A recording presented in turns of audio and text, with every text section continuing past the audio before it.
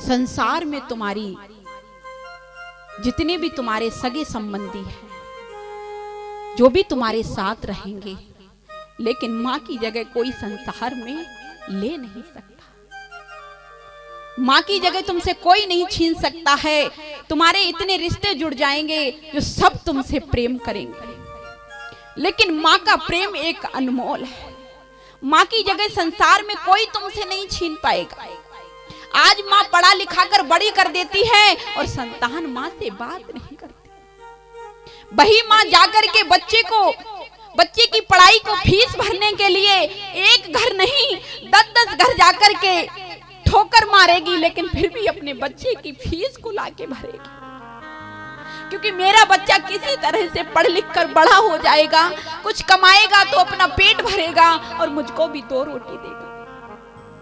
लेकिन आज की संतान मां की तरफ कोई गौर नहीं करती है। बूढ़े माता पिता ने बच्चों को पढ़ा लिखा के बड़ा किया और पढ़ा लिखा के क्या देखा कि बच्चा नौकरी करने चला गया। नौकरी करने चला गया। मां धीरे धीरे सभी गांव वालों से कहती है कि मेरे लाला को बुला दो, मुझे मेरे लाला को देखने का मन हो रहा है। अंत समय आ गया है, क्या पता सांसें कब रुक जाएंगी। सभी गांव के लोगों ने फोन किया, भैया तेरी मां बुला रही है तेरे लिए। कह दिया मेरे पास समय नहीं है, मैं नहीं आ सकता हूँ, मेरे पास समय नहीं है। गांव वालों ने आके मां से कहा, मां तेरे लाला के पास समय नहीं। मां रो रही है, जिस संतान को मैंने पाला और बड़ा किया और आज वही छोड़ के मुझे चला गया। और जब गांव के लोग फोन कर रहे हैं तो आ नहीं रहा है। फिर एक दिन जब मां खाट पे आ गई, उठा नहीं जा रहा है, उठ के बैठा नहीं जा रहा है, खाट पे पड़े पड़े आज 1 सप्ताह हो गया। कोई रास्ते से निकल के जा रहा, मां ने कहा बेटा जरा मेरी बात सुन। क्या है मां? मेरे लाला को फोन कर देगा, मेरे लाला को तार भेज देगा, मेरा लाला आ जाएगा ना। मेरे लाला से कहना कि तेरी मां 7 दिन से खाट पे लेटी हुई है और तेरी मां अब उठने वाली नहीं है। जाकर के उसने तार भेजा, चिट्ठी लिखी कि तेरी मां अब खाट से उठने वाली नहीं है, अंत समय में तू मां के दर्शन दे जा आके।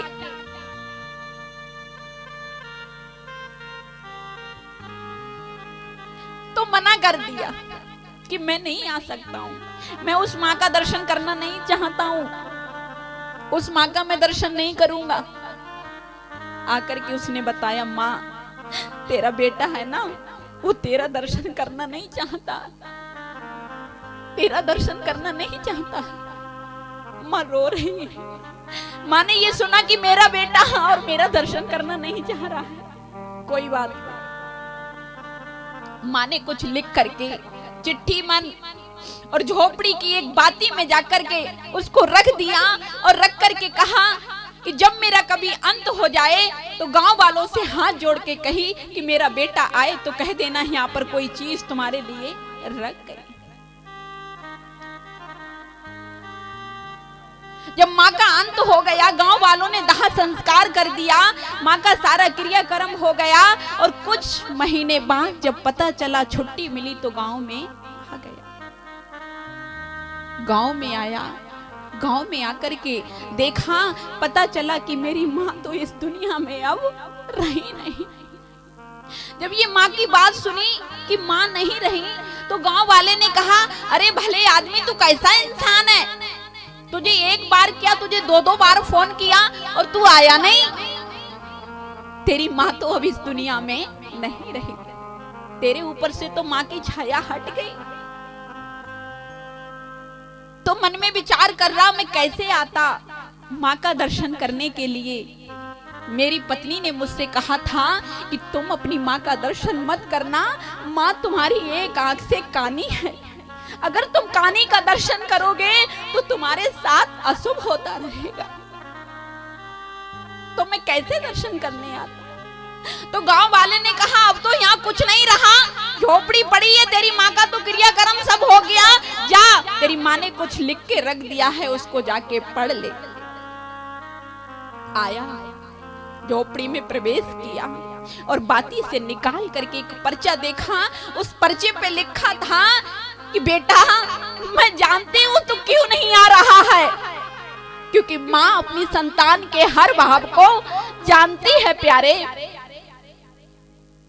दुनिया में तुम्हारी शौक मौज को कोई नहीं समझ पाएगा, लेकिन एक तुम्हारी माँ ऐसी है जो तुम अपने दिल में रखोगे ना, फिर भी वो तुम्हारी किताब को पढ़ लेगी कि आखिर मेरी संतान चाहती क्या है। तो कहने माँ ने पर्चे में लिखे धरा, बेटा मैं सब जानती हूं तू मेरा दर्शन करने क्यों नहीं आ रहा है। तेरी पत्नी ने एक दिन तुझसे कहा था कि अपनी माँ का दर्शन मत करना, तेरी माँ कानी है, अगर तू कानी का दर्शन सुबह सुबह करेगा तो तेरे साथ तो फिर अशुभ होता रहेगा। लेकिन बेटा जब तू छोटा सा था और छोटी अवस्था में तू बाहर खेलने के लिए मैंने तुझे बिठाल दिया था और एक दूसरे बच्चे ने तेरी आंख में लकड़ी मार दी, तेरी आंख फूट गई। जब तेरी आंख फूट गई मैं डॉक्टर के पास गई, मैंने डॉक्टर से कहा मेरे बेटे की आंख को बचा लो। कहने लगे माँ अब तुम्हारे बेटे की आंख नहीं बचेगी। क्यों? क्योंकि इस आंख का अब कोई इलाज नहीं है, इसकी आंख तो बिल्कुल जड़ से ही नष्ट हो गई है। उसी दिन मैंने डॉक्टर साहब से कहा, डॉक्टर साहब मेरी एक आंख निकाल लो और मेरे बेटे के डाल दो, भले मैं जीवन भर एक आंख की रह लूंगी। बेटा मैंने तो तेरे ही लिए वो आंख निकलवा के डलवा दी थी और तू आज मेरा दर्शन करने भी नहीं आ रहा है।